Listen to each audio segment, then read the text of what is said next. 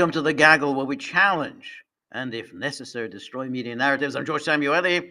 It is now 9:08 p.m. Central European Time in Budapest, and in the spirit of Christmas, just this once, I will not do the usual complaint about the dark, grim, gray, morose-inducing, depression-causing outlook here. It is a Christmas, and it is a sort of Christmas edition, even though it's on Boxing Day. So I will not speak in this very negative way. Life is good, so therefore there's no need to beat it down. Anyway, thank you very much, everybody who has joined me, and really appreciate your being here on Boxing Day. Now, Boxing Day is a kind of a British thing that I acquired while living in the UK for many years, and I mean, it's the whole boxing thing is supposed to be something about wealthy families putting gifts into boxes for their servants, so that Christmas would be a day of celebration. So Boxing Day, Dr. Nostrand says Boxing Day is aristocratic. Yeah, so it's wealthy families like my own.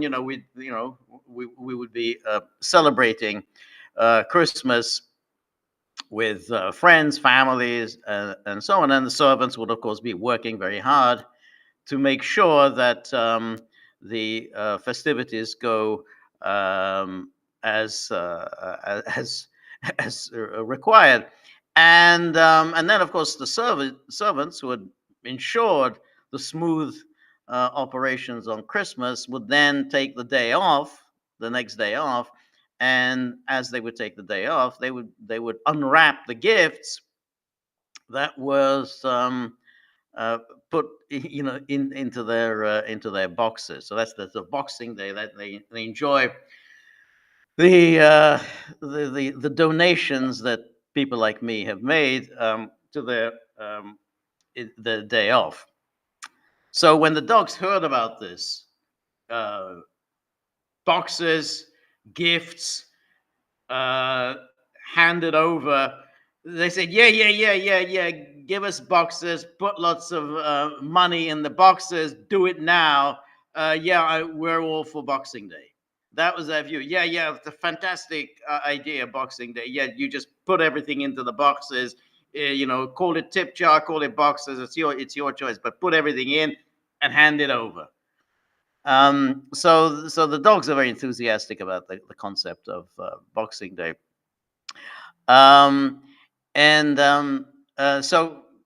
anyway, thank you everybody who's joined me. So it's looking like the honeymoon period in Syria hasn't really materialized in any way.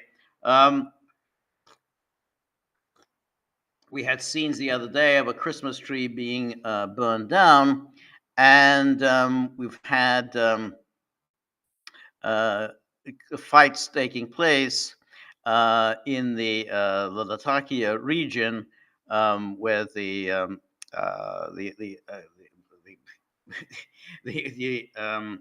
opposition to the HTS rule is located, and so we had quite a heavy casualties taking place.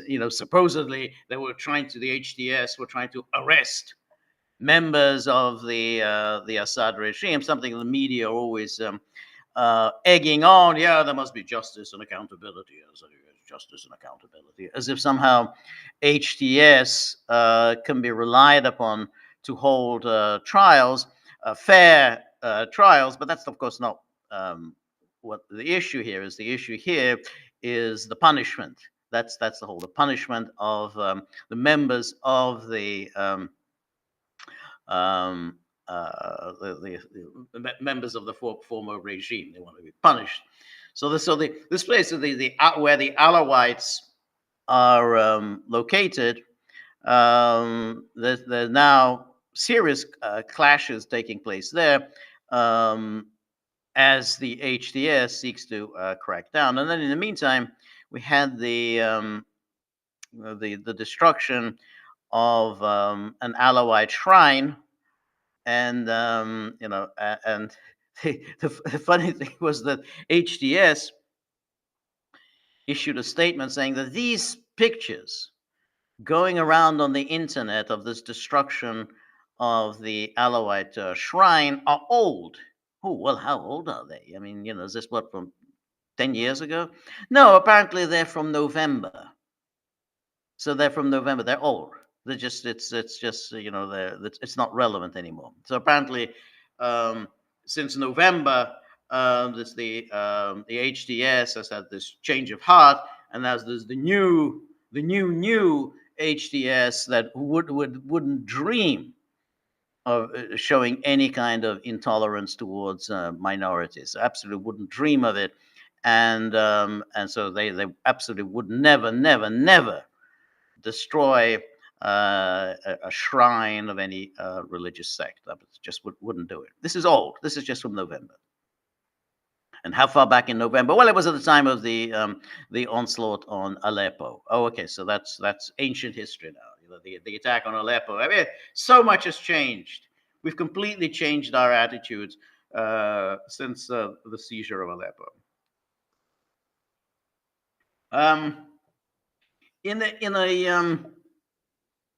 the meantime, I saw the other day a YouTube video with an interview with Professor Joshua Landis, who's who's a fairly solid sort of professor, a Syria expert. He's from the University of Oklahoma, and he was being interviewed on Middle East Eye, which is basically a kind of an advocate for the Muslim Brotherhood. And what was interesting about the interview, the interviewer was, of course, very, very hostile to Assad and the Assad dynasty. And Landis was kind of going along with all of that. He was blaming everything that happened in Syria on Bashar al-Assad. No, he was useless. He was weak, very repressive, and of course, and the Middle East Eye guy, which is basically a Muslim Brotherhood supporter, kept saying,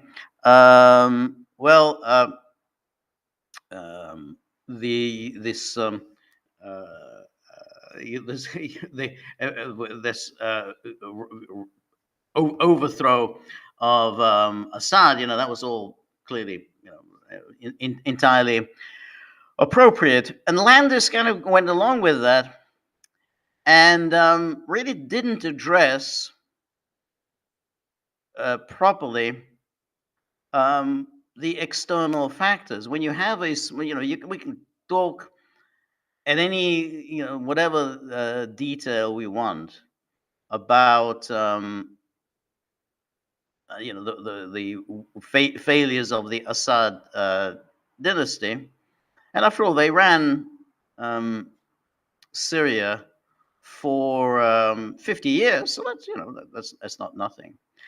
But the crucial actors in what happened in Syria were the foreign actors. In the first place, we had the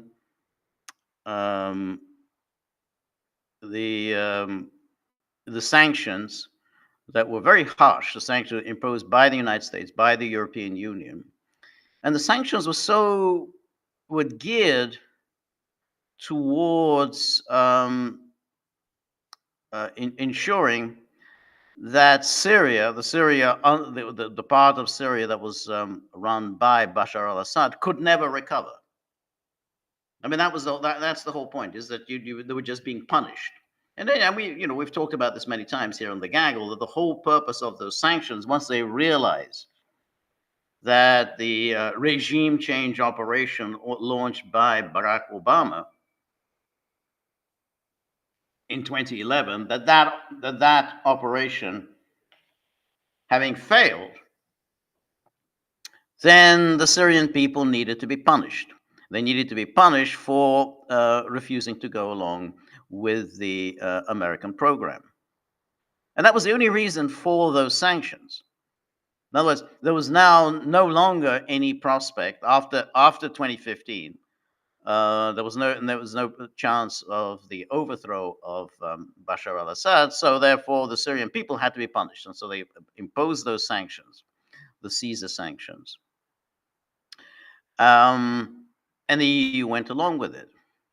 So that clearly weakened, enfeebled, and demoralized the Syrian army and the people who had sworn their allegiance to Assad, because there was really no hope of life ever improving in Syria. And that, again, was the whole purpose of the sanctions, to assure the Syrians there is no hope of any kind of respite. As long as Assad is in Damascus, you will suffer. Now, of course, this is always accepted as perfectly reasonable. Somehow sanctions are always accepted as reasonable, but sanctions are, of course, a fundamental violation of international law. I mean, remember the codes that have been written for conduct during war. All the various Hague Conventions, Geneva Conventions, the protocols additional to the Geneva Conventions, all that. Stipulate the thing that they always were trying to do was to separate civilians from the military, and so therefore it was always about trying to ensure that combatants do not punish civilians as a means of warfare. And so that's always accepted. So, hey, yeah, you can't, as a means of warfare, you can't starve a city into submission. As a means of warfare, you can't blockade a country to prevent them from getting food and medicine, water. Now, of course, all that's been violated, but nonetheless, those are the principles of international law when it comes to war. But the strange thing is that stipulation for what the conduct during war is not extended to peacetime. So somehow it's perfectly acceptable to punish people, and therefore that it'll be civilians, and only civilians who are going to suffer. It's always when sanctions are imposed against a country, it is never the political and military leaders who suffer as a result of sanctions. It is always civilians, because political and military leaders always know how to get around sanctions. I mean, so therefore, and everybody knows that they're going to get around the sanctions. So the whole purpose is to make the civilians suffer, so that they would then take out their frustration and rage on the political leaders, who are really the ostensible targets of the sanctions. So in fact, they're doing exactly what the laws of war said you can't do. You can't go after civilians in order to go after the leaders of your adversaries, but you can't do it in wartime, but apparently you can do it in peacetime. So those Caesar sanctions, which basically restricted all trade, all business dealings with Syria, and all investment in Syria, and was obviously, the whole purpose is to go after any country that was going to do business with Syria. The whole point was to punish the Syrian people for refusing to overthrow or refusing or being unable to overthrow Bashar al-Assad. So no one complained about it. No one said, "Hey, this isn't against international law. This is you can't do that. You can't just punish the people." But no, that was punished. So that was the Caesar sanctions. In the meantime, Israel continued bombing and bombing and bombing. So this bombing was a repeated thing, all of which, of course, did have an effect of weakening the Syrian military, had the weakening the presence of the Iranian presence in Syria, the IRGC, the Iranian Revolutionary Guard, and of course, it did weaken Hezbollah. And this went on day and night, year after year after year, all of which had an effect. And then Russia, preoccupied in Ukraine, very seriously preoccupied with Ukraine, is very, very involved in a very difficult war in Ukraine. It basically said to Assad, "We just can't do anything. We don't have anything to spare. Just haven't got anything. We're completely preoccupied with Ukraine." And contrary to all the nonsense that Russia can win can fight 3 wars at the same time with one hand tied behind its back. No, Russia can't.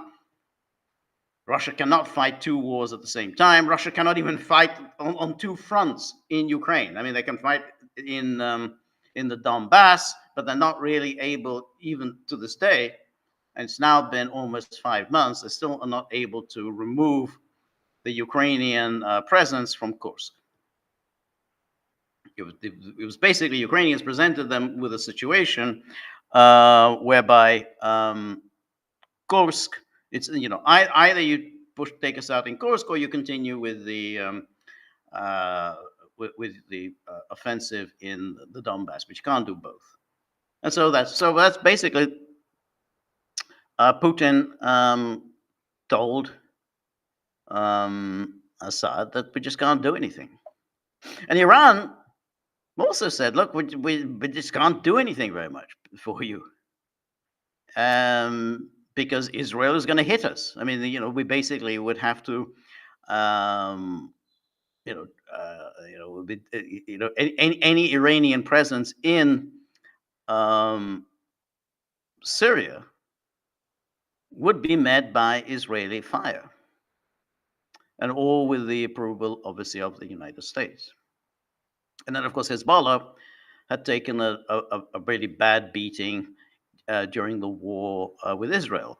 I mean, it was a real thumping, with the entire leadership was wiped out, and so that was the situation that faced Assad, and that was why the morale in the military collapsed very quickly. They said, no one's coming to our assistance. There's no prospect of our getting anything. Even if we were to fight, even if we were to risk our lives and fight HTS, the sanctions will remain in place. There's nothing is going to happen.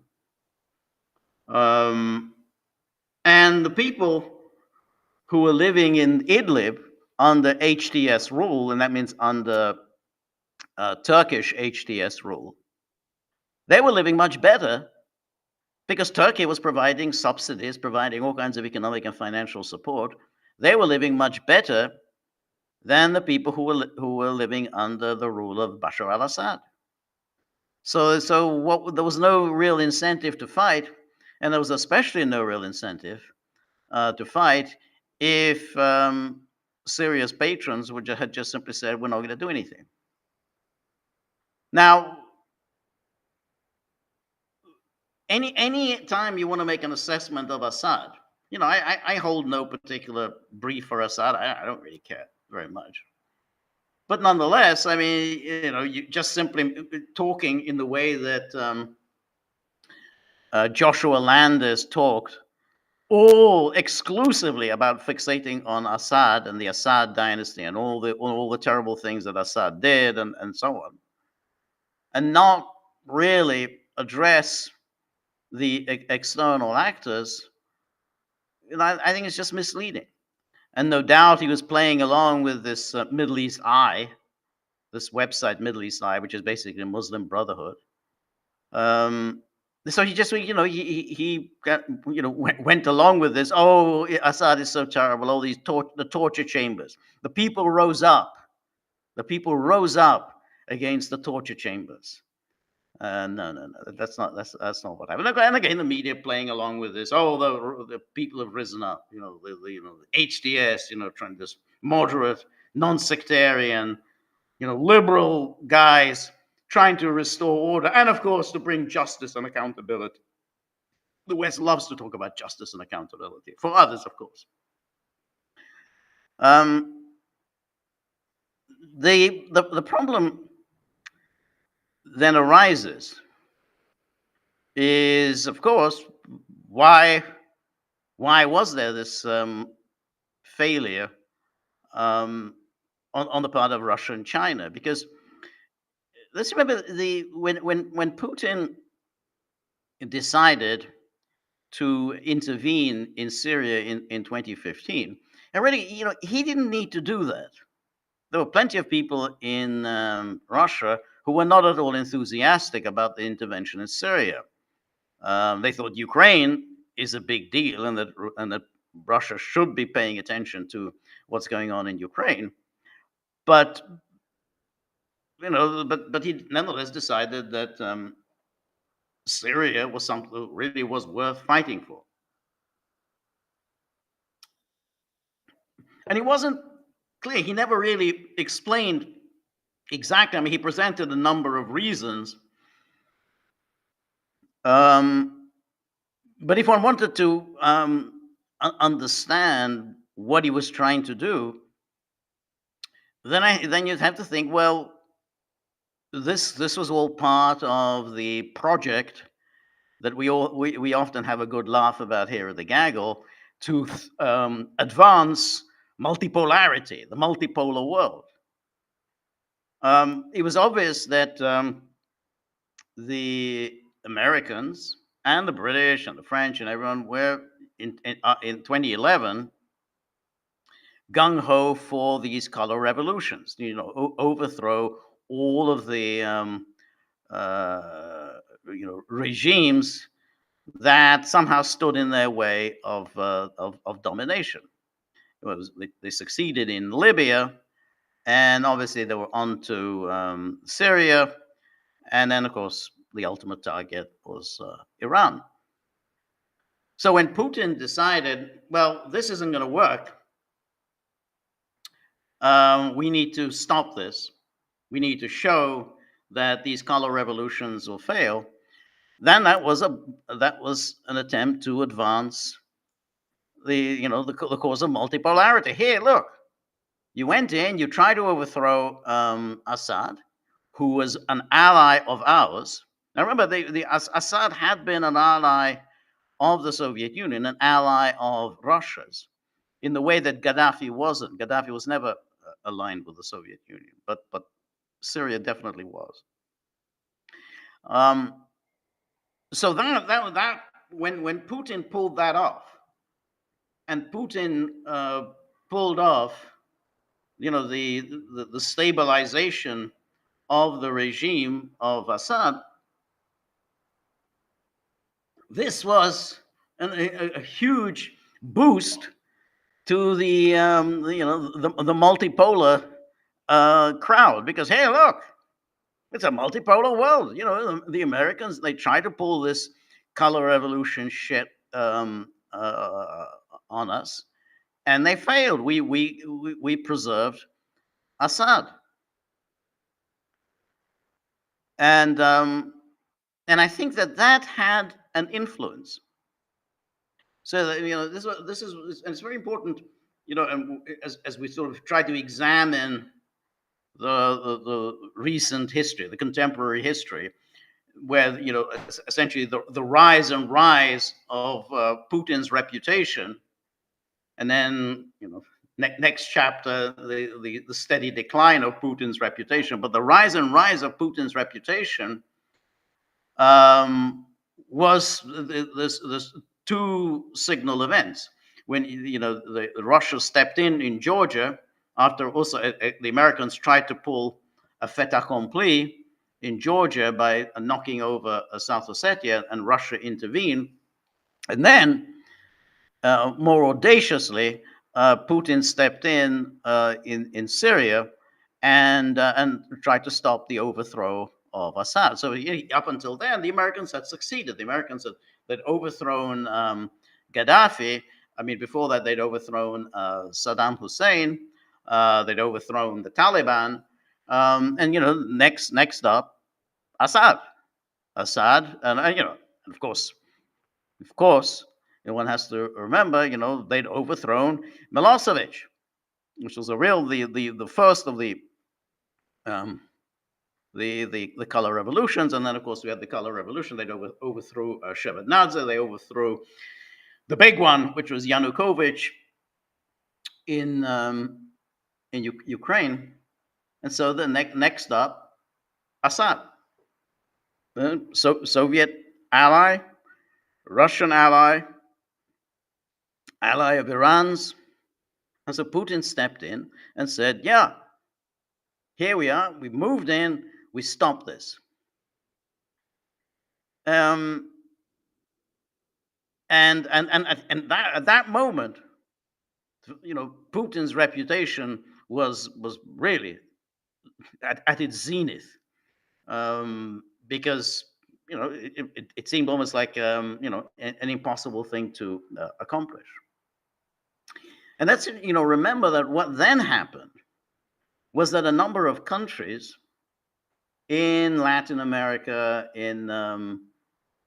particularly in Africa, and Central Asia, who were afraid of being under attack through color revolutions, through kind of American-sponsored democracy, human rights movement, and of course the ubiquitous Islamists, ISIS, Al Qaeda, whatever you call them. That combination, they say, hey, we're under attack. Particularly in Africa, but you have in Latin America, you have the case of Maduro, Nicolas Maduro. Say they look to Russia and say, well, hey, we didn't really have anything to withstand the American plans, and now we've got Russia that's going to come in and help us out. And there were all sorts of takers, particularly in Africa. We had all this in Mali and Niger and Burkina Faso and Chad, the Central African Republic, and all of them started looking to Russia and said, "Hey, we're under attack from the Americans, from the French. They step in, pretending to help us out while we're fighting against the Islamists. In reality, they're on the side of the Islamists, and we can't cope with them. They're too strong and too clever for us." And in particular, this was they looked to the Wagner Group, because then Russia delegated this kind of work to this private military contractor. So this was really the height of Russian power and influence. Putin, having intervened the way he did in 2015 on behalf of Assad, not only sealed his reputation as a real master chess player, but as a geopolitical force. He is now leading the opposition to Western hegemony. and countries around the world were looking to Russia and say, hey, we need your help. Someone's got to help us. Otherwise, we're going to be knocked over the way Yanukovych was, the way Milosevic was. We don't have anyone other than Russia. So the stakes were really always very high in Syria, and therefore, once the immediate stabilization of Assad's government had been secured, the next step had to be to go beyond that, to ensure that all outside forces, Western outside forces, had to be driven out. But Putin didn't do that. And he looked the other way, consistently looked the other way, as Israel bombed Syria day and night. And then when the sanctions regime was imposed on Syria, Putin really didn't do much to advance economic trade relations with Syria. Some way of thwarting this sanctions regime. And again, even when the Americans had made a limited intervention in Syria on behalf of the Kurds, and remember the Wagner Group decided to launch an offensive to push out the Americans. I mean, it was some Islamist forces who were getting support from the Americans. The Wagner Group decided to launch an attack, and then the Americans got onto the Russians and asked them to stand down. And then the Americans launched this attack on Wagner Group. About 200 of Wagner Group fighters were killed. Remember, Prigozhin complained very bitterly about how he was betrayed by Moscow when the Americans bombed them. In other words, they bombed them. Basically, they told Prigozhin, knock off with your air defense. Stand down with your air defenses. So all of that. As the years went by from 2015, from that great success that Putin enjoyed, things turned against Assad, and the Russians were really not coming through. Because that's the first step. Your first step is he's survived. He was on the brink of collapse. He has now survived. Now you've got to basically try to push out to the greatest extent possible all other forces. But he looked the other way, not just when Israel bombed, but he looked the other way when the Americans killed a couple of hundred Russians who were working for Prigozhin. They said, oh, well, they're just, they're private contractors. They're not Russian military personnel. They're just private contractors. So, we don't care. And then again, when Erdogan complained that the Syrians were planning to launch an attack on Idlib. So remember, this is the same Syrian army that just simply ran away, and everyone just says contemptuously, "Oh, what a rubbishy army!" Rubbishy. This was the same Syrian army that in 2018, 2019, 2020 they were ready to attack Idlib. So they're not that rubbishy. They were prepared to do this. And then Erdogan rushed to New York to go to the UN Security Council and say, "Oh no, Idlib is under attack. Well, there's babies are going to be killed."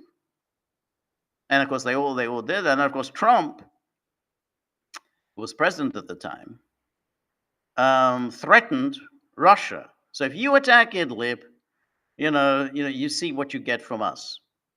We will attack you. I mean, he directly threatened. He sent out a tweet directly threatening the Russians, that if Russia and Syria jointly attack Idlib, the United States will attack Russian forces. And then Putin backed down. So the step by step, that Syria was continually enfeebled, demoralized, when it tried to actually advance Syria's security interests, sovereignty interests, territorial integrity interests. At each moment, Russia was telling them to stand down. Erdogan succeeded. Trump succeeded. So who has escalatory dominance? It was the Americans who had the escalatory dominance. Americans could issue a threat, and that threat was good enough, rather than say, okay, well, you've issued us with a threat. Let's see you carry it out, which I think is what Russia should have done. They go ahead and let's see you carry it out. All right. But Russia chose not to do so. And then the other thing was that once the sanctions kicked in, those Caesar sanctions kicked in, and Russia didn't really provide any, any serious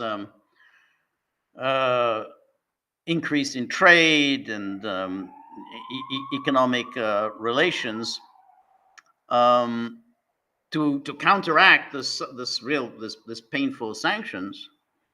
Then it should have been China. China should have been stepped up, and put in a lot of investment, a lot of new investment. But China didn't do that. Which, again, if we're playing this game, this multipolarity, we're going to be multipolar, then Russia and China should have seen that the fight for multipolarity will be decided in Syria. Because if Syria falls, then there is no multipolar world. It's gone. There is no multipolar world. It's a unipolar world. The Americans, the British, the French, the West in general, they call the shots. Russia can complain about this and that and blah, blah, blah. We were led by the nose and whatever. But you're just whining. You're not a serious player in the world. You're not a great power. The Americans pulled this off in Syria without essentially breaking a sweat. And so that's why I was, it's easy then to provide the excuses. Oh, well, it was all Assad. Assad failed us. Well, you can always do that. It's an easy cop out.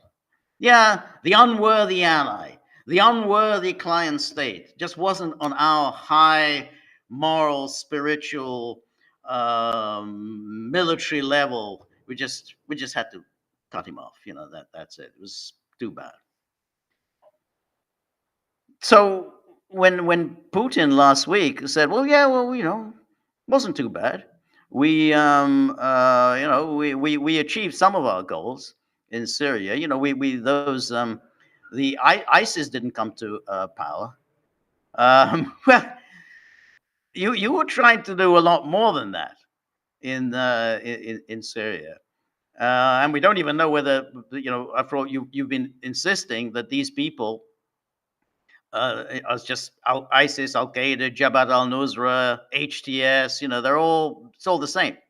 They're exactly the same. That has been Russia's policy up until now, and now Russia has changed its position and is now echoing the Western position. Oh yeah, they've changed. What's your evidence that they've changed? Well, because the West tells us that they've changed. So basically, you've kind of accomplished remarkably little. There was, a lot of money was invested in this, um, and a lot of effort. People got killed. Russians got killed. That was, that's sort of, it's gone. Um, so I was listening today to Sergei Lavrov, who was giving his end of the year interview, and he he had a couple of funny things to say, and then he got kind of really dismal when it got to, let's see if I can bring this up. Oh, it's amazing, isn't it? Like it's working at the moment. I can't do this the presentation thing.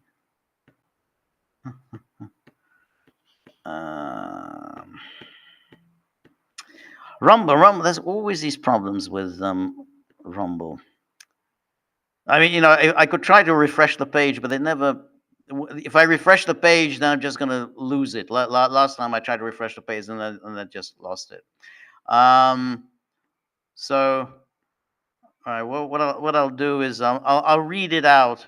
It's not good because I'd much prefer it if people could see the text of what Lavrov said. So I'll read it out.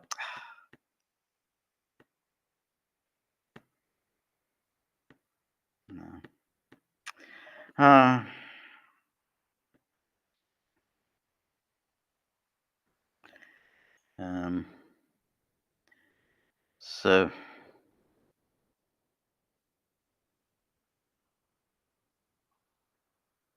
yeah, I know no one can read it, so I'll try and make this brief. So the question to Lavrov was, in December of this year, French President Emmanuel Macron organized a meeting between Donald Trump and Vladimir Zelensky in Paris. Don't you think that the American president can support Kiev more than he said during his campaign? What do you think about this meeting organized at the initiative of France? And then Lavrov says, we have already become accustomed to the large number of initiatives that France announces, holds various meetings, conferences. I remember how in December 2015, French President Francois Hollande unexpectedly announced that it was necessary to urgently convene a conference on Libya. They came to this conference, talked for a day and a half, and then forgot about everything. But the conference itself was beautifully shown on French television. I think this is very funny, this kind of French posturing. They love, the new French initiative, and we're going to urgently hold a conference. Nothing comes out of them, but they like it elevates France's standing in the world. And then he goes, our colleagues in France have a desire to play a proactive role on a variety of issues. We welcome this, but I do not know what the results of such initiatives are, and to what extent the desire to play a positive role is sincere. I will not go into the details so as not to let anyone down. Several times we have received requests from our French colleagues through close channels with a proposal to help establish a dialogue on the Ukrainian issue without Ukraine. Incidentally, in violation of the principle that the West constantly repeats, not a word about Ukraine without Ukraine, we are not refusing contacts, we are ready to listen. But at the same time, France is the main initiator of sending peacekeeping troops to Ukraine, training combat units of the Ukraine armed forces on its territory, and is directly stating that it is necessary to continue pounding Russia and ensure that Ukraine prepares for negotiations from a stronger position. Such ambiguous behavior does not inspire a desire to take seriously what is happening on the initiative of our French colleagues. So this was really very, very funny because it's exactly right. I mean, that the French They go in for all this posturing, oh, you got the new French initiative, and then he blurts out, and of course he blurted this out deliberately. Well, we had a French initiative that maybe they can talk about Ukraine without Zelensky being president, knowing that this would really infuriate the Ukrainians, and of course everybody else says, yeah, well, fine, we're ready to talk. We're ready to talk to anyone. But at the same time, you have Macron talking about sending French troops to Ukraine, providing training for Ukrainians. He wants them to use these French provided intermediate range missiles deep inside Russian territory. So he's saying, well, which is it? Well, of course, none of it is. I mean, it's just all posturing on the part of the French. And so there's none of it should be taken seriously, and as we always said with Macron, I mean, it's like what he says on Mondays, Wednesdays, and Fridays is very different from what he says on Tuesdays, Thursdays, and Saturdays. So that's that was that. But then Lavrov went and talked about. Let go back here. No, this is not it. Was it?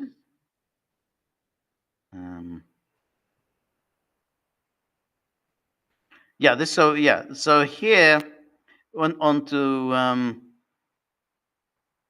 Syria, and then question: what is the future of the negotiations within the Astana format, given that it has demonstrated high effectiveness in coordinating with all Syrian parties? So this is obviously from a Russian journalist, basically fawning obsequiously to Lavrov. Astana format? Who the hell is talking about the Astana format? I mean, it's obviously that it was a dud, that it was used by Turkey to delay things, to play for time, build up the strength of its proxies in Idlib. So it was nothing. It was as meaningless as Minsk. And for there's somebody to say, "Oh, the Astana format. Oh, let's go back to the Astana." What the hell was the Astana format? I mean, it was supposed to be some kind of demilitarization, cooling off regions, but there was no demilitarization. We knew throughout, and the Russians were continually complaining that there was no demilitarization. So imagine bringing up after all this time, the Astana format. Lavrov. As for Syria and the role of the Astana format, I've already touched on this topic. It was created following the results of a special national conference of Syrian political and ethno-confessional forces. Within the framework of the Astana format, we met more than 20 times. Oh, that sounds impressive. More than 20 times. The last meeting was in Doha on December the 7th of this year. So they were still meeting. Syria was collapsing. There was no agreement. The Turkey's proxy forces were marching through without any resistance, and they're still holding meetings within the Astana format. So the last meeting was in Doha on December the 7th of this year. We had an opportunity to discuss the situation with my colleagues from Turkey and Iran, with the involvement of UN Secretary General Special Envoy Peterson. We are still exchanging assessments and opinions. What assessments and opinions? What's there to exchange? I mean, it's gone. There's no Astana format. That's gone. It's meaningless. And then Lavrov goes on, the positions of Turkey, Iran, or Russia are that this format can play a useful role at the current stage. Oh, useful role. Moreover, the Arab states, Lebanon, Iraq, and Jordan, traditionally participated in its work as observers. The Persian Gulf monarchies are also showing an interest. So this is classic Lavrov and Zaharova, the listing of countries. Then they start listing all these countries. You just go through the list. You got all these different countries. They're all on board. They're all taking part. So um, we have indicated our readiness to help. The Turks and Iranians have done the same. The Arab countries that are currently in contact with the new authorities in Damascus know about our capabilities, and considering what Ashara, he's the ostensible leader in Damascus, considering what Ashara said about our relations, calling them long-standing and strategic, I think that the new Syrian authorities will be able to decide in what specific form, in what forms the Astana format can assist the process that have now begun in the SAR, Syrian Arab Republic. So they're going to tell us the people you were telling us were just basically the same ISIS, Jabhat al-Nusra. They're just terrorists. They will decide what forms Astana format can assist the processes. We have had close ties with the Syrian people since the Soviet era. At that time, our country actively supported the Syrians' desire to get rid of French colonialism. Well, that was a long time ago. That's 1946. In all the subsequent years, we contributed to the creation of the foundations of the economy, industry, and social sphere of the Syrian Arab Republic. We understand that the interest of the Syrian people is to establish good relations with all external players without exception. We believe this is correct. This is one of the this is one of the main factors that will guarantee the unity, territorial integrity, and sovereignty of the Syrian state. We are ready to contribute to this in every possible way. Now, it's fairly obvious that the Russian position in Syria is gone. I mean, that's it. That's it. You've lost your naval base that you had in the Mediterranean. That was a big deal. You got that naval base, and then you had this air base.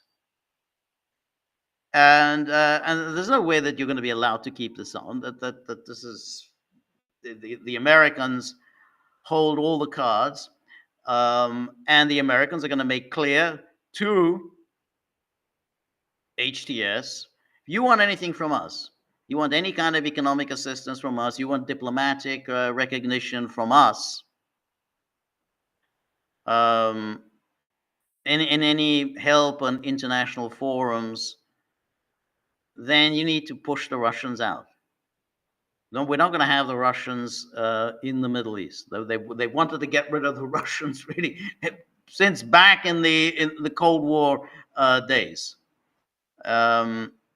So that's it. That's gone. Now, the Russians, no doubt, will try to move in to Libya. Say maybe they can use the air base in Libya instead of the one in Syria. But there again, it's contingent on what happens in Libya, because Libya right now, basically, there's two governments. It's a divided country. It's two governments.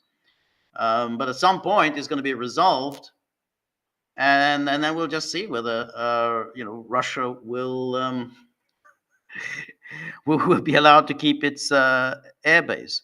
But in terms of a warm water port, I think that's gone. And then again, you'd have to think, given the stakes, the multipolarity, the multipolar world that Russia has been advocating for more than a decade, given its military presence in Syria, given how it wants to encourage countries around the world to fight for multipolarity, to fight against U.S. Western-sponsored coups, and that the Russians, are going to help you out. Given all of that, you'd have to then wonder, why did you just let this go? And I mean, frankly, what Lavrov was saying was just nonsense. I mean, what the hell are you talking about? I mean, what the hell is the Astana format? I mean, the Astana format may have made sense. It didn't make. It never made a lot of sense. I mean, your task would have been to get rid of the terrorists. That whole Astana format was just simply legitimized the presence of the terrorists on Syrian territory. There's no Astana format now; it's gone. So basically, you'd have to say that that the Syrian venture, on which, as I say, Putin's reputation is largely based. I mean, you had the thing with Georgia, and yeah, there was, but at the same time, the intervention in Georgia. I mean, Putin was prime minister at the time. Medvedev was the president. But okay, let's say it was a joint decision. But Georgia was a small country. I mean, it's no big deal to knock over Georgia. I mean, it's a tiny country. It's 4 million.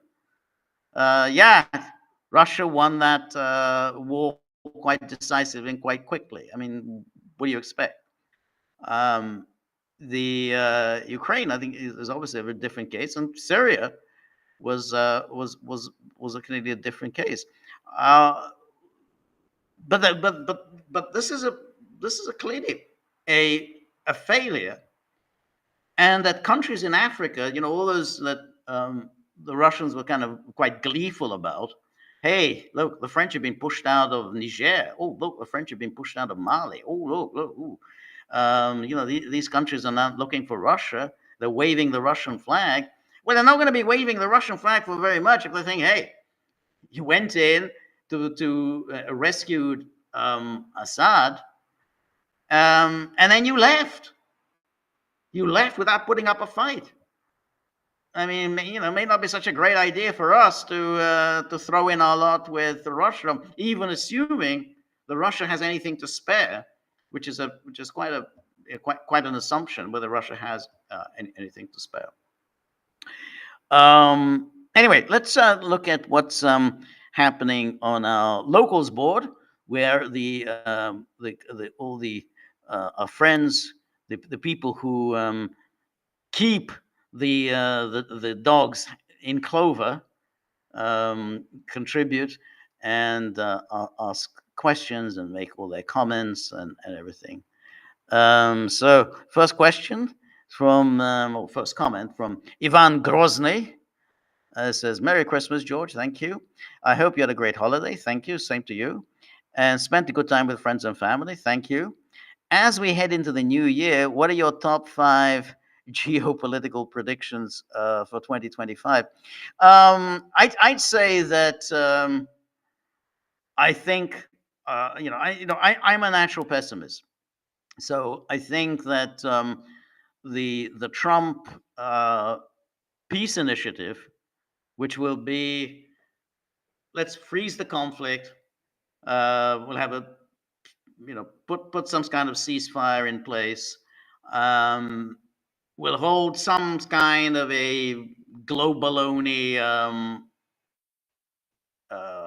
conference, inviting everybody there, and then we'll talk vaguely about recognizing everybody's security concerns. Nothing much is going to come out of it. We'll just talk vaguely about it. NATO membership for Ukraine postponed, at least for during the Trump term, and I think Russia will take that deal. I know everybody says no, Russia won't take the deal. That no, Russia insists on getting its winning its goals and whatever. I don't believe that. I think Russia will take the deal because I think Russia has suffered huge casualties, and I don't think Russia has the manpower as to continue with this fight to achieve those goals. I mean, like taking Kiev or taking Odessa, taking Kharkov. Those are big projects requiring enormous manpower. Now, Russia potentially has large manpower at its disposal, but Russia has not ordered a general mobilization. The people who are serving in the Russian armed forces, the people who are fighting in Ukraine, are on contract. They voluntarily come in and sign contracts for a lump sum. Um, and so far, Russians have managed to maintain a certain level of armed forces, but that's not enough. It's not enough for the kinds of offensives that you would need to mount to take any of Ukraine's major cities. And so that's why I don't think. I mean, unless Russia completely changes and decides to order a general mobilization, but at this level, Russia doesn't have the manpower to take the Ukraine cities. In which case, Russia will then say, "All right, let's order. Let's have a ceasefire. We can say we've taken a big chunk of the Donbass. We'll have taken a big chunk of Kherson. We'll have taken a big chunk of Zaporozhye. We'll leave all the questions about taking the rest into, maybe we can negotiate something, I don't know, compensate, Ukraine at some point, so that we can take these 4 oblasts in their totality. Something like that, I think, will be accepted by Russia. And again, that's my prediction. Again, I may be wrong, but I think Russia will accept Trump's deal. And what happens then is, of course, very interesting, because will Putin survive? So if he takes a deal like that, Putin will undoubtedly say, "Hey, this is a great victory." I mean, if Putin was able to say that what happened in Syria was not a defeat for Russia, Putin will be able to sell this as a victory, that we Russians, we've achieved what we wanted in the Donbass. He will say that. Now, whether the Russian military security apparatus will accept that, I don't know. I have my doubts. I think that once the ceasefire is put in place, once there is some kind of a global conference to discuss security, I think Putin is gone. So that would be my second prediction. I think Putin will be gone sometime this year. I don't know who will replace him, but I think that he's clearly long past his best. I think they'll realize that there's just too many problems. We're never going to get stronger with him in charge. We've lost out in the Caucasus between Armenia and Azerbaijan. We lost in Syria.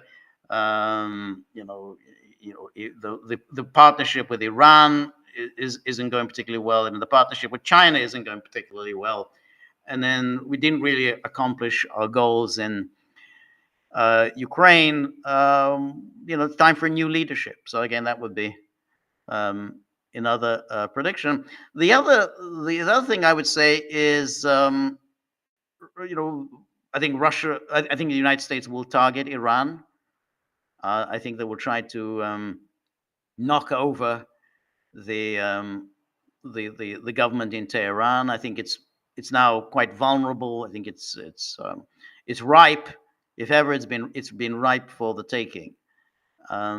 It's weaker than it's been ever since really the early days of the Khomeini's revolution. I think it's weaker now than it's been. So I think I'd say the Trump people are going to target that. I don't know if it'll succeed, but it's going to be a very serious attempt to overthrow the government in Tehran.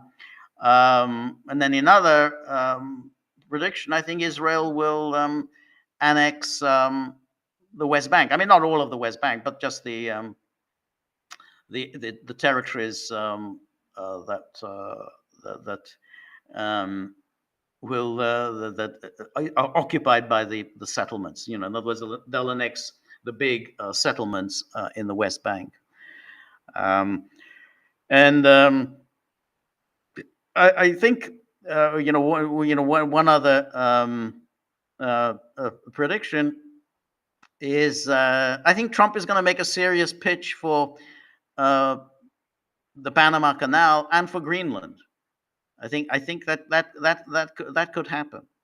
I don't think there's going to be much resistance to his taking over the Panama Canal. They'll holler and bluster, but essentially the United States can just simply say, "Well, we're going to leave the OAS. We don't care. We'll leave the OAS." So, but we're taking the Panama Canal, and I think that'll happen, and I think that they'll apply the same kind of pressure to Denmark. We're just going to take Greenland. Um, and so, yeah. And then I think the German election, I think the Alternative for Deutschland, I think is going to do very well. I think it's clearly going to come in very strong in the eastern part of the country.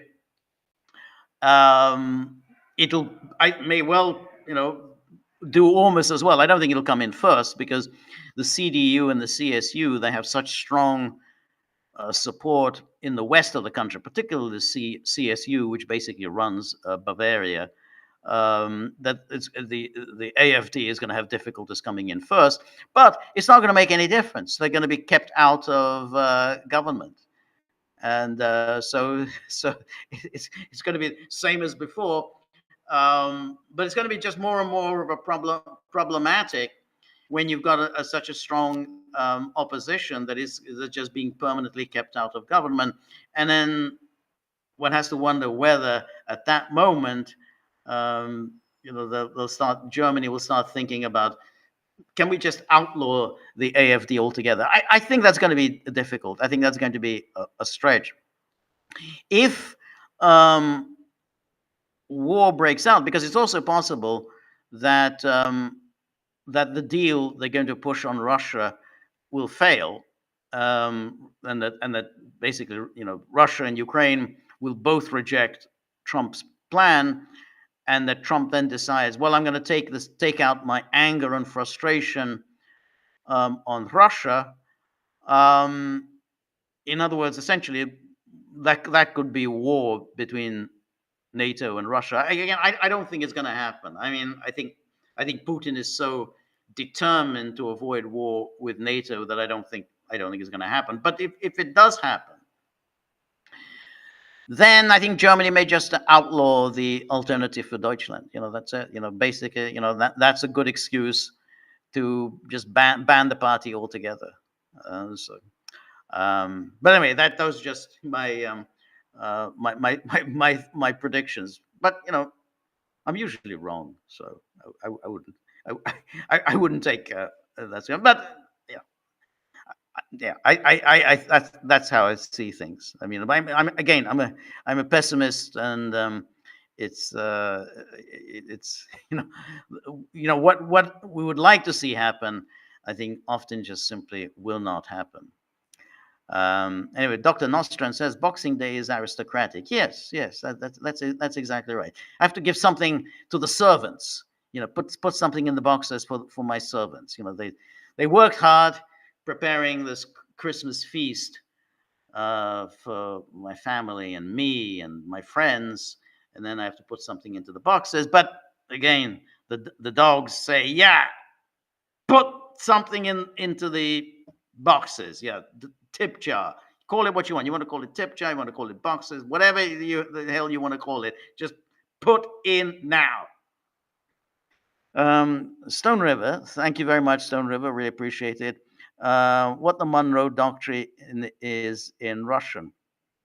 Well, I think it's very interesting because it says wonder what the Monroe Doctrine is, because there had been a kind of a Monroe Doctrine, an unofficial Monroe Doctrine in Russia since the fall of the Soviet Union, which is basically, okay, the Soviet Union is no more.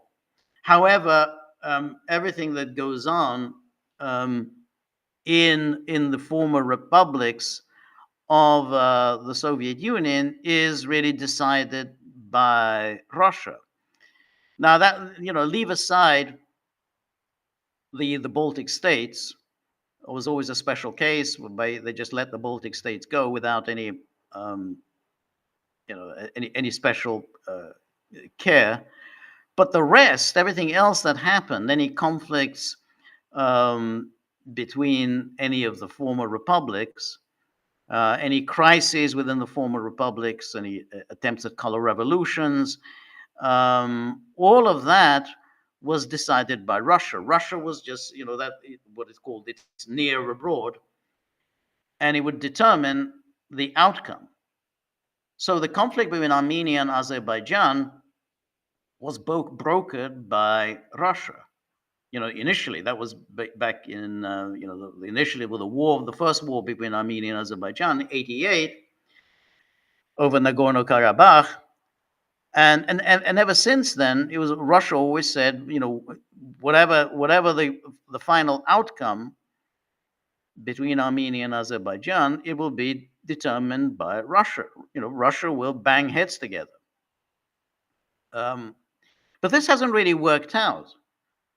And essentially, Azerbaijan didn't bother to wait for Russia's go-ahead. Russia just simply sat on its hands, and Azerbaijan moved unilaterally to seize Nagorno-Karabakh, just like that. After all that Russia had expended all these years trying to resolve the dispute between Armenia and Azerbaijan over Nagorno-Karabakh, Azerbaijan simply took matters into their own hands, and Russia had no say in the matter. And now, whatever negotiations take place between Armenia and Azerbaijan is invariably brokered by the Western countries, particularly France and Germany. Russia doesn't even take part in these meetings. So that's, if you have if you had a Monroe Doctrine, then the Monroe Doctrine would be nothing happens here in our backyard without our determination. Now, the point about the Monroe Doctrine was that United States essentially put a veto on any other power entrenching itself in Latin America and Central America. Basically, no one gets in, no one moves into Latin America or Central America, set up bases and whatever, without our basically pushing them out. I mean, we're just not going to accept anything like that. Well, that really isn't the way the West is approaching Central Asia and again the former republics of the USSR. Now, at the moment, it's still at the level of they're trying, they're moving in, they're diplomatically, they're trying to set up partnerships with these countries, these former republics. But that's going to be a problem for Russia, because NATO expansion will continue, and NATO has made its inserted its flag in Central Asia. It absolutely wants to incorporate Armenia, Azerbaijan, Kazakhstan. This is all prime real estate. And so, that Monroe Doctrine isn't really working. And it's not working because we can see the evidence that with this the conflict between Armenia and Azerbaijan, Russia is not involved in these negotiations. And NATO's partnership with Kazakhstan again. It says, well, where's the Monroe Doctrine? I mean, you can't have NATO involved with Kazakhstan. Kazakhstan is a member of the Collective Security Treaty Organization. But NATO has moved in, and this guy Tokayev, he's a wormy character, and he's more than eager to ditch his friendship with Russia for friendship with the West. He's not even providing much by way of assistance on sanctions. the sanctions against Russia. In fact, he's going along with the sanctions against Russia. So, and again, Armenia is supposed to be a member of the Collective Security Treaty Organization. Again, Armenia has suspended its membership. So, if you think back 88, you had a Monroe Doctrine. You had the near abroad. Basically, nothing happens here without Russia deciding anything. No one moves in and tries to plant Western power in our backyard. But that backyard is really looking quite hostile. So, anyway, thank you so much, Stone River. And DJ says, New Year's resolution, don't worry, be happy. It isn't happening to me. Diversify my go bag to include gold and silver. Oh, that's good. That's good. Anyway, thank you so much, DJ. Cynthia, always good to see you, Cynthia. Thank you very much, Cynthia, for your generosity. So Cynthia asks, why is the U.S. renewing the sanctions it placed on Syria? The U.S. supported Giuliani in his overthrow of Assad, so why would the U.S. want to have a weaker and more chaotic Syria? It seems like the U.S. would want a Syria that's stronger and less chaotic.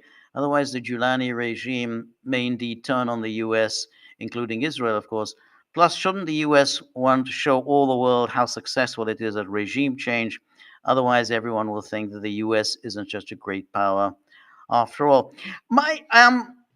That's an interesting question. I think we've spoken before about the issue of chaos. I think the U.S. has no problem with chaos. Chaos is what guarantees the U.S. entry into countries. I mean, why do you enter into country X?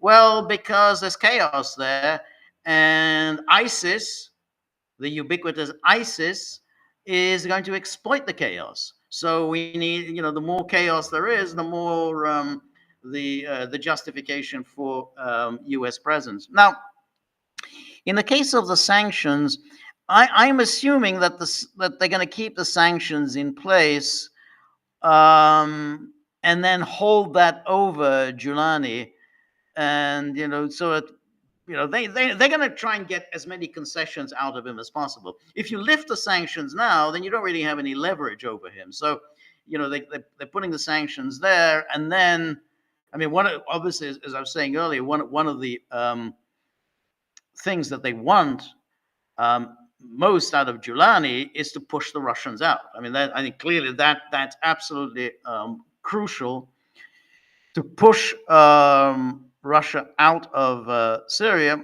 I'm also think that they would like Giuliani to push out, if there's still any Hezbollah presence in Syria, remove them. Any Iranian presence, remove them. They would probably like Giuliani to deal with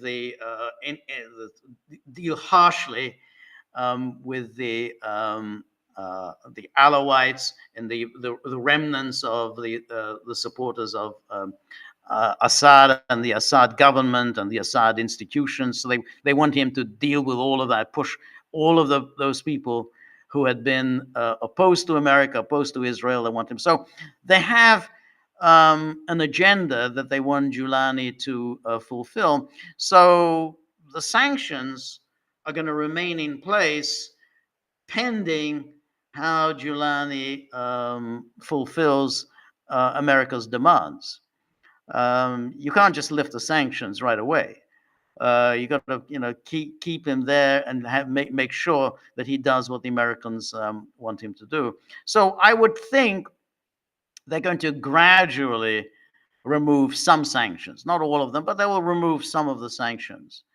And again, they have this leverage because the Giuliani can't do anything for the time being as long as the sanctions are in place. So you could basically, the Americans then have all the cards in their hands, and they're going to squeeze them out. If you want a diplomatic recognition, You want to be invited to international conferences. You want international institutions to give you some money, whether it's the World Bank or the IMF. They're gonna need support from us. So you have to play ball with us.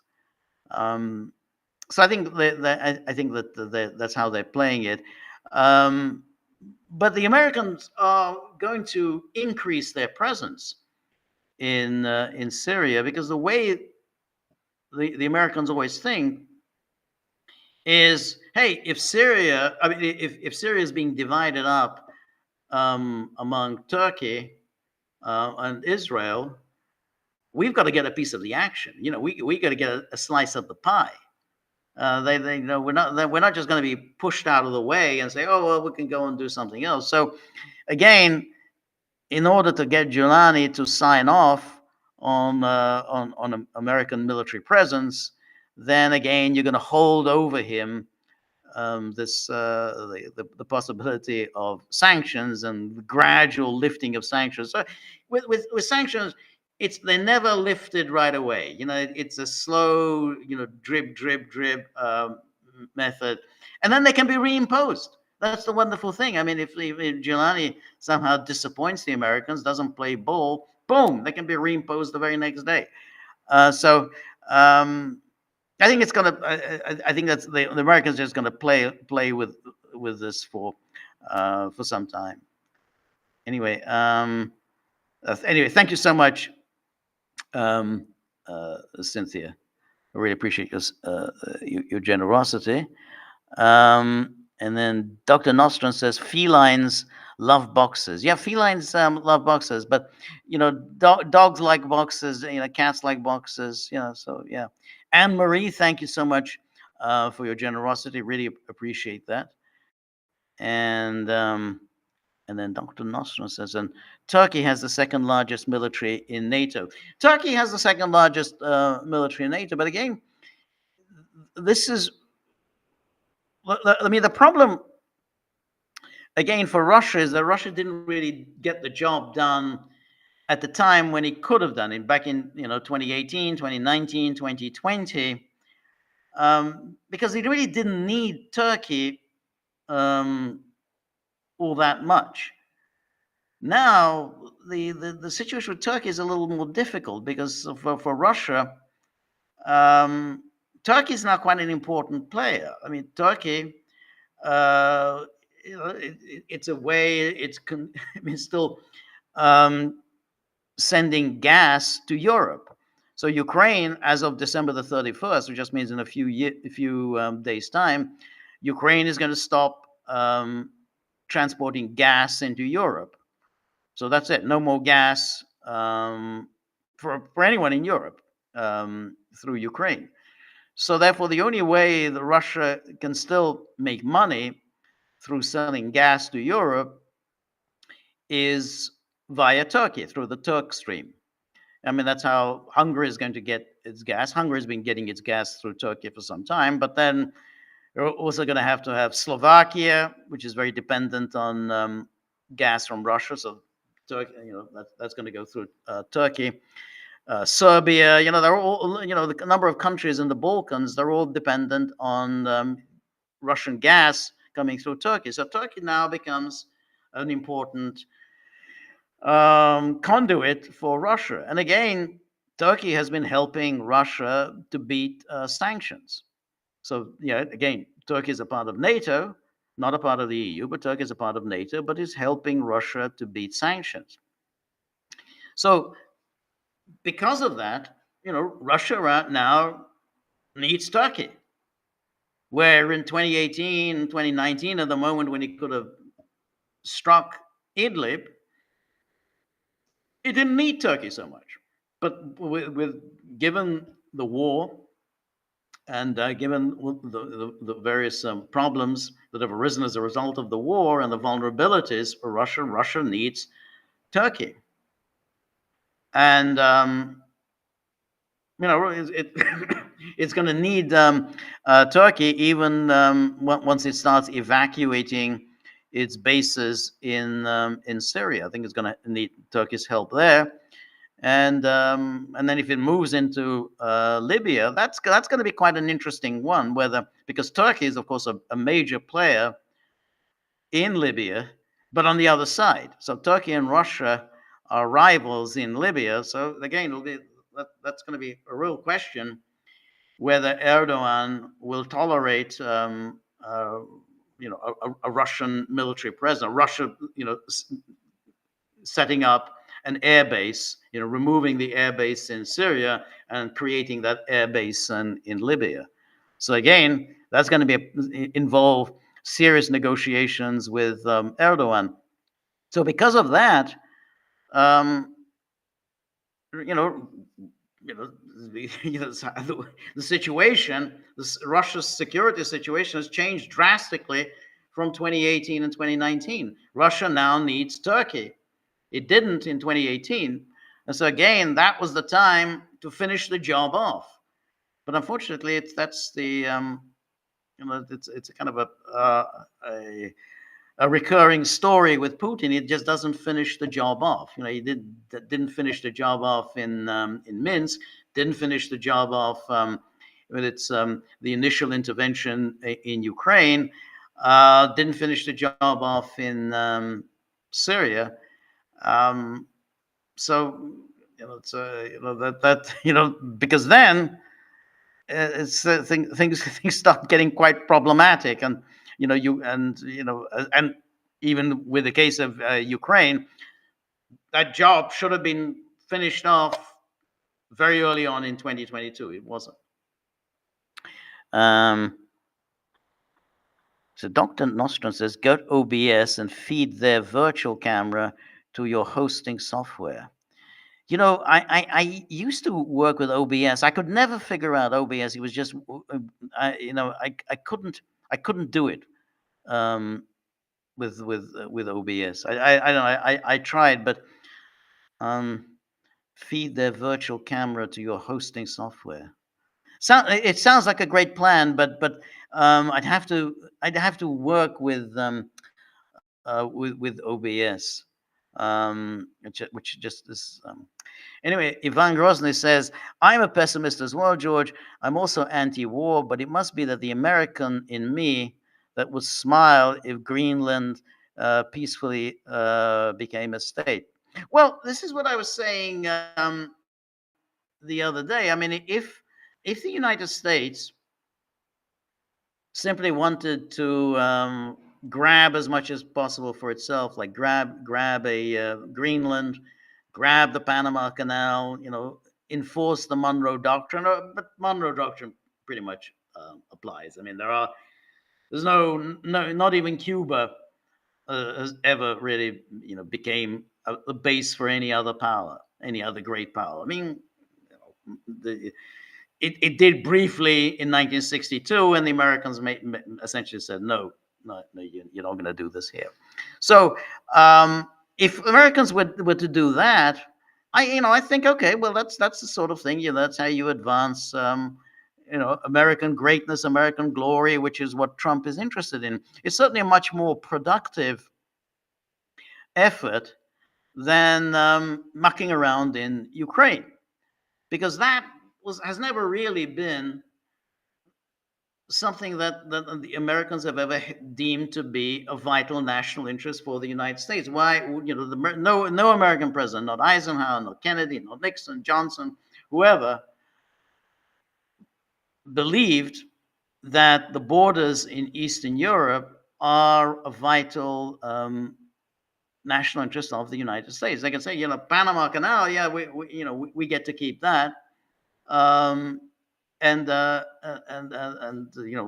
whatever, even Venezuela, we're not going to tolerate Venezuela in Latin America.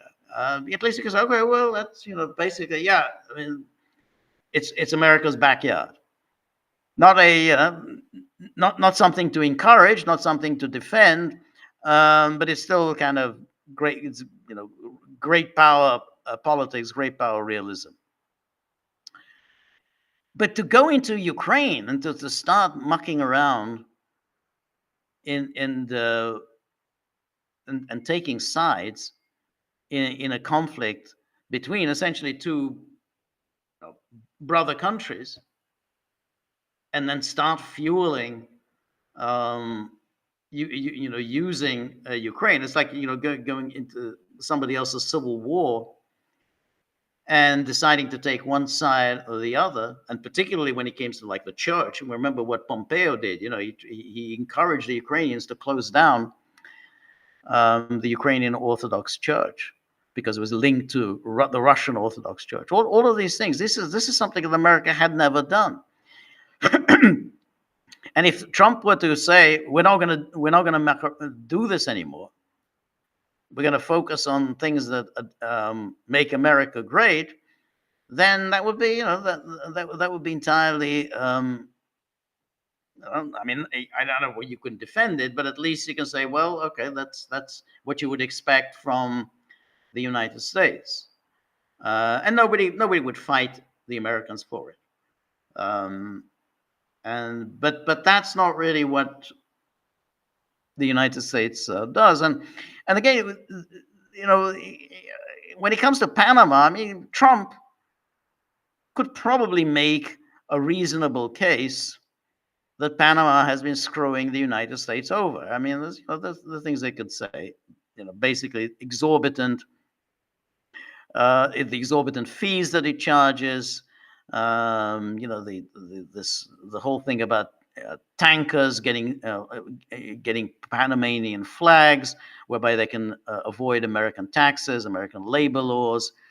Um, all of these things. You can say, yeah, I mean, basically, Panama has simply not been a good friend, to us. We gave them the canal, and look what they've done. They've helped this illegal migrant flow into the United States. They've helped the drug flow into the United States. So Trump is going to make that case, and whether convincing or not convincing, well, at least I can say, well, he's speaking about what's in the American national interest, what Americans worry about. Americans worry about mass migration into the United States, but they worry about drugs into the United States. And Panama has not been friendly. And so, yeah, if you could pay attention to that rather than Iran, then I think that would be a great improvement in the world. So then Ivan Groza says, "Do you think America's corporatism will ever change?" Well, it's probably not. Look, these are they are in the business of greed and profits. They want the governments to come in and protect their investment, but worst of all, they also pursue all these DEI ideas. They treat their employees in a terrible way, and of course, they fuel all kinds of race, sex, gender issues in order to keep their employees divided. So employees take out their anger and frustration on one another rather than on their corporation. I mean, and that they've been playing this game for a long time. So I doubt whether they will change. Well, let's just take a look for this. We have a few more minutes. We can talk. See if there's any. Let's see, we have.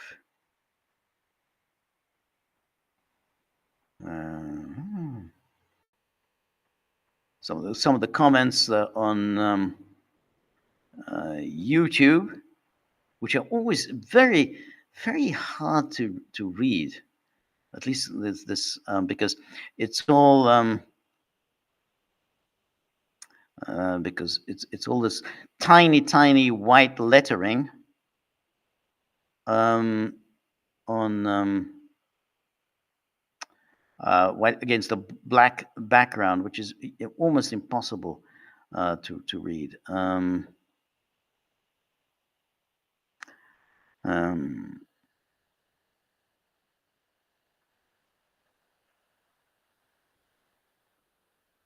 And let's see. Um,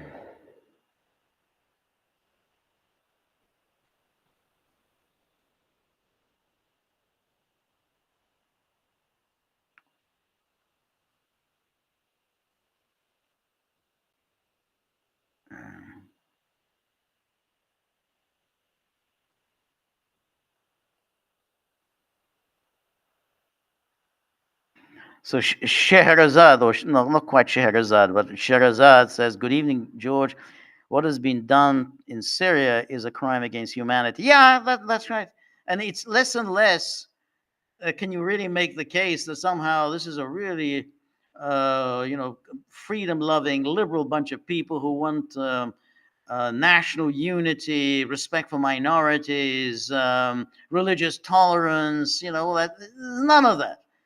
This is entirely made up by the Western media, and even they're having now difficulties keeping that. They said, "Hey, they just burned down this Christmas tree." Oh yeah, but there was HTS guy was there to say, "Hey, this is really bad. We're not, we can't do this." Yeah, right. Um,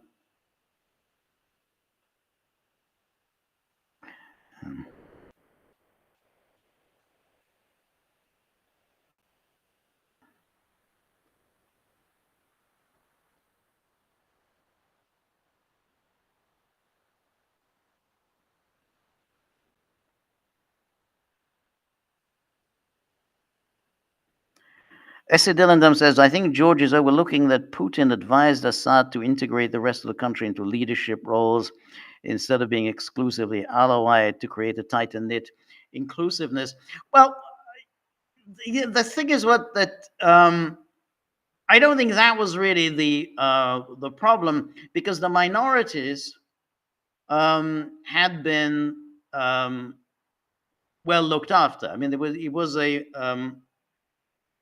was a kind of minorities based regime, as was his father. I mean, that was the basis of this Ba'athist rule, which was that the minorities, whether the Kurds, the Christians, the Druze, would all be looked after, but the Sunni majority was basically, that they were kept out.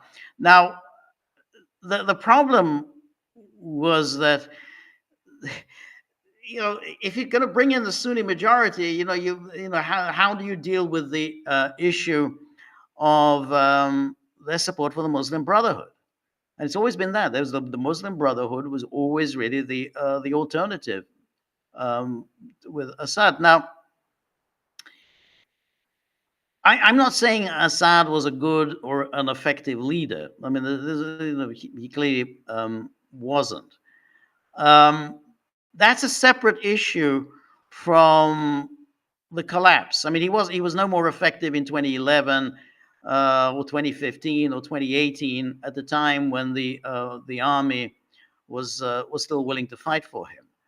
Um, Either way, um, if Russia doesn't provide the wherewithal um, to support Assad, Assad's going to fall. I mean, there's no question. I mean, that regime, the minorities regime wasn't going to survive without Russian support, Iranian support, and Hezbollah support. Now, that's not a good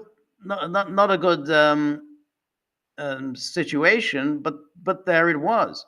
Putin knew that he had done this in when he moved in on 2015. That this was no democracy.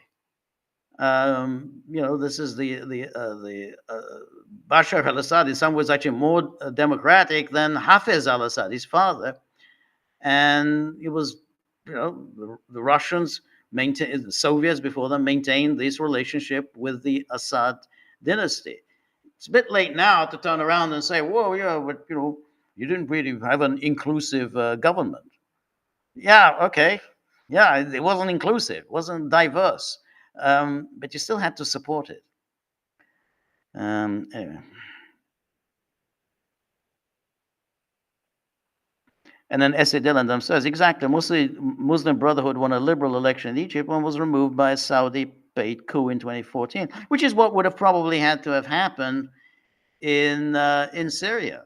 The Muslim Brotherhood would have won, and they would have had to be removed. All imprisoned. I mean, it happened in Algeria as well. I mean, it's basically, that ultimately, you hold democratic elections, and it's going to be the Muslim Brotherhood's going to prevail.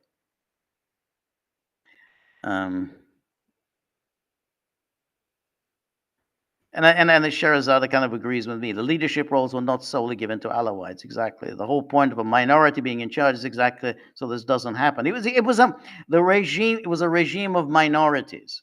In other words, it's basically everyone did well there, with the exception of the Sunni Muslims.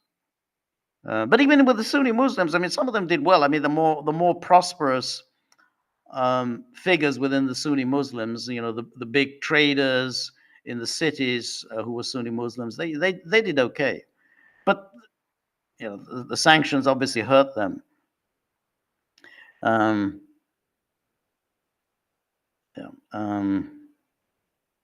see.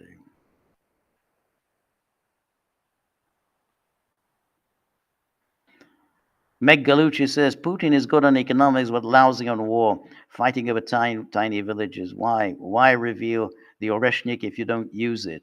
No warrant for Zelensky. Nuts.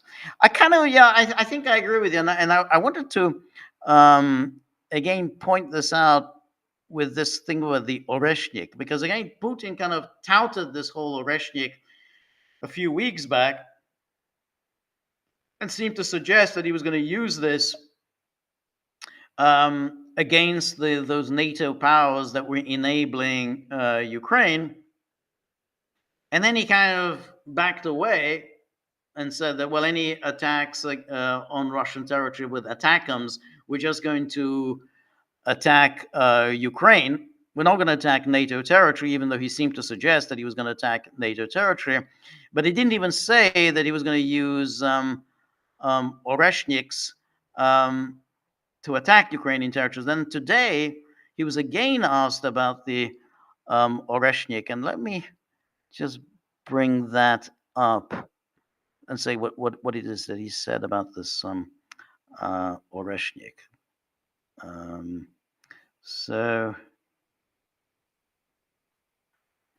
So Putin is asked about this Oreshnik, and then Putin says, well, you understand, we always respond in kind. They use certain weapons against us, we use the same. Which again is very strange, because you should be using your weapons in order to advance your strategic goals. I mean, it doesn't matter what somebody else is doing to you. You need to use the weapons to advance whatever your strategic goal is. If it's your strategic goal to take out their electricity infrastructure, then you should take out the electricity infrastructure, irrespective of what they had done to you in the last couple of days. So he says, listen, they use 5 to 7 ATACMS systems. This is Putin talking.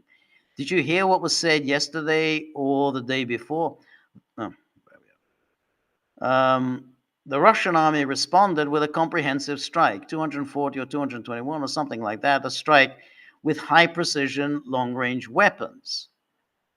And then he says, if necessary, we will see that more powerful medium-range weapons are required.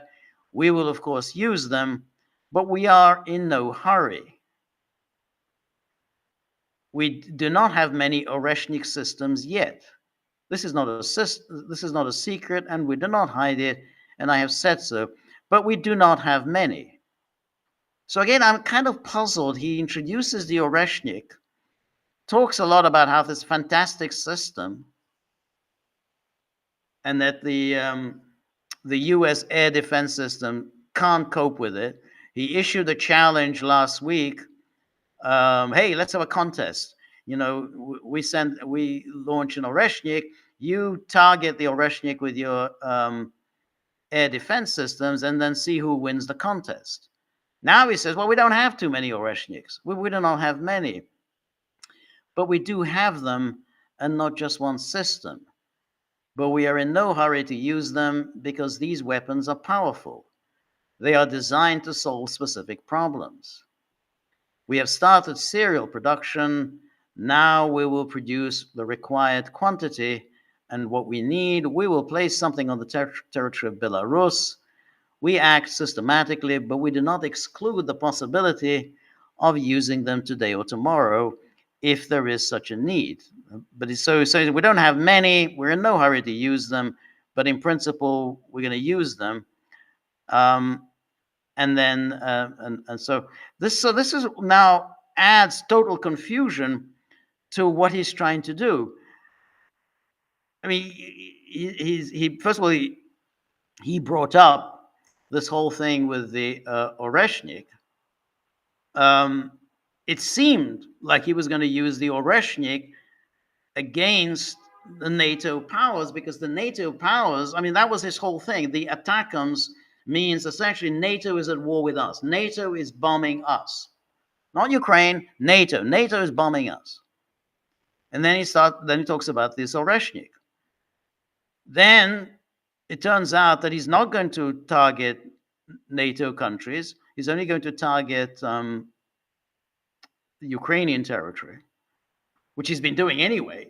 Well, if you're just going to limit yourself to targeting Ukraine, then what's the point of even talking about the Oreshnik? Because you have all sorts of weapons. You have the Kinjal, and you have so the Iskander. There's no shortage of missiles. You've got plenty of missiles to wipe out Ukraine several times over. What was the point of bringing up the whole Oreshnik thing? Now he says, well, we don't have many Oreshnik, and we're in no hurry to use them. I have to think again that what Putin is doing here is waiting for Trump. Everything is really now geared towards Trump and trying to ensure that Russia doesn't do anything or say anything that antagonizes Trump. I mean, I don't think this is a particularly good strategy, but that's clearly what it's all about. It's just he doesn't want to do anything. So that's why everything is very soft-spoken. Everything is understated so as not to antagonize Trump.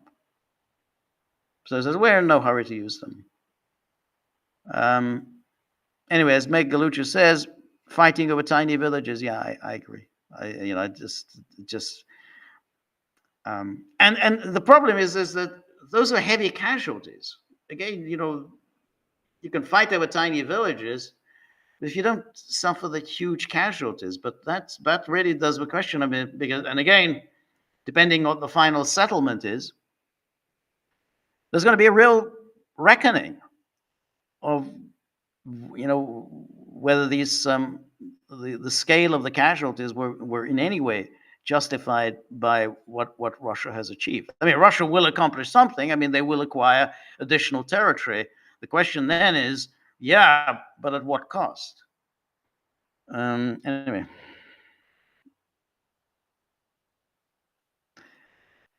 But I agree with Meg Galucci. I mean, Putin is good on economics. In other words, yeah, I mean, that's where he's most comfortable. When he talks about trade and everything, you can see he's comfortable. He's a technocrat. He's a peacetime president. He's not a wartime president. Stalin was a wartime leader. He was good at that. He had the cruelty and the ruthlessness and the decisiveness that was needed. I mean, Putin just lacks any real decisiveness. I mean, we've talked about the Oreshnik. I mean, he's kind of all over the place about it. But it's on so many other things. He's kind of all over the place. So anyway, Marty, I think I didn't thank you. So yeah, Marty, thank you so much. Thank you for your generosity.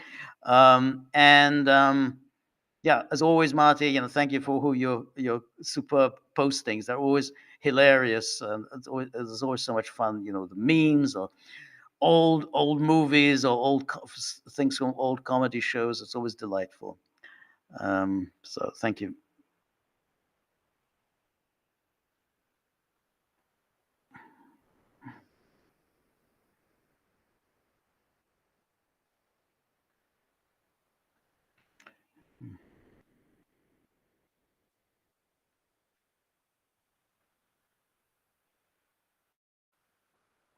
And Meg Galuccia says, too many meetings, not enough actions. Yes, too many meetings.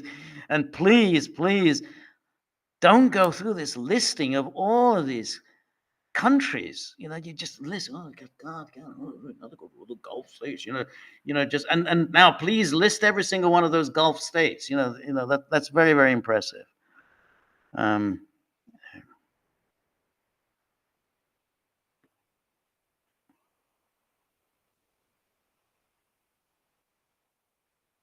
Stacy Lewis says, "My beloved Stalin." Um, XX Trader says Stalin was saved from his incompetence by his generals who were pretty good. I think that I don't think that's true, but in any case, there's an obvious contradiction in what you just said, which was somebody who allows the generals to command armies and to make strategic decisions is by definition not incompetent. I mean, he's basically he's like the incompetent person is the one who tries to second guess the generals and makes decisions that are ridiculous. That's the incompetent, who basically thinks that he knows better than the generals. For the fact that Stalin listened to the generals and allowed the generals to wage the fights as they thought best, that showed his intelligence and his competence. And again, showed after the war when he basically, he was obviously worried, as anyone should be, that the generals would try to overthrow him, and he backed them all off. They were all fired, after the war. And again,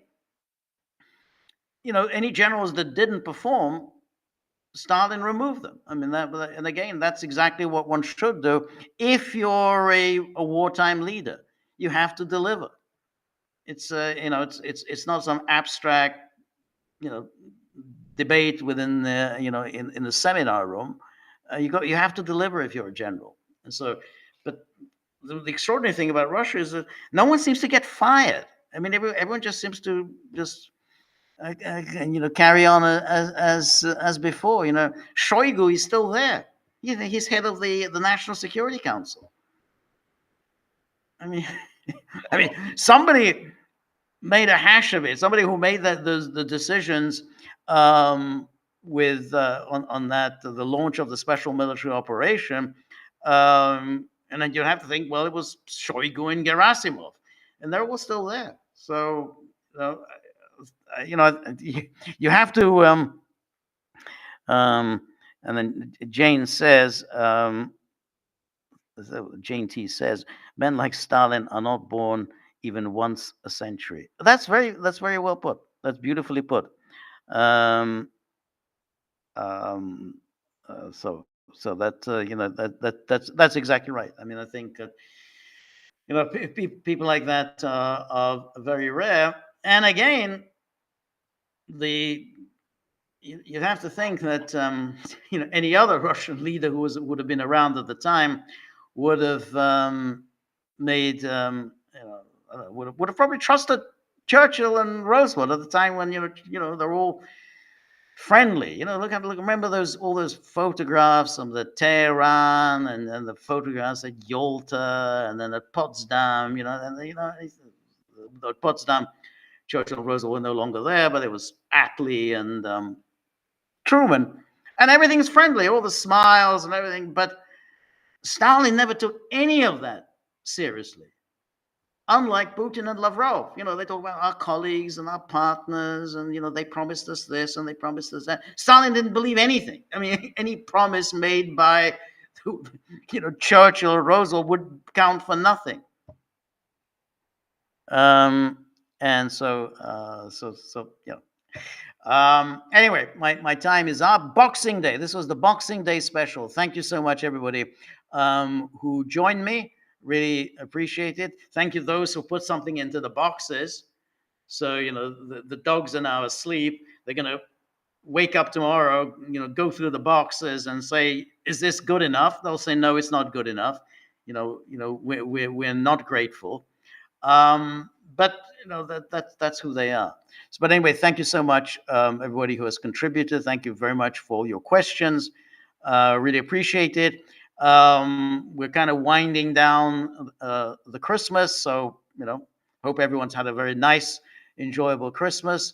So we're going to do some more podcasts over the weekend, and then we'll be back with a live stream on Tuesday. No, on Monday, Peter and I will do the live stream, 10 a.m. Eastern time, and then on Tuesday, which I think is New Year's Eve. New Year's Eve on Tuesday. So in New Year's Eve for me, it'll be close. It'll be approaching midnight, but I couldn't care less about New Year's Eve anyway. But anyway, New Year's Eve will be the solo. Please join me. And come again with all your questions and comments and so on. So anyway, thank you very much. Merry Christmas. See you very soon. All the best. Good night. Bye-bye.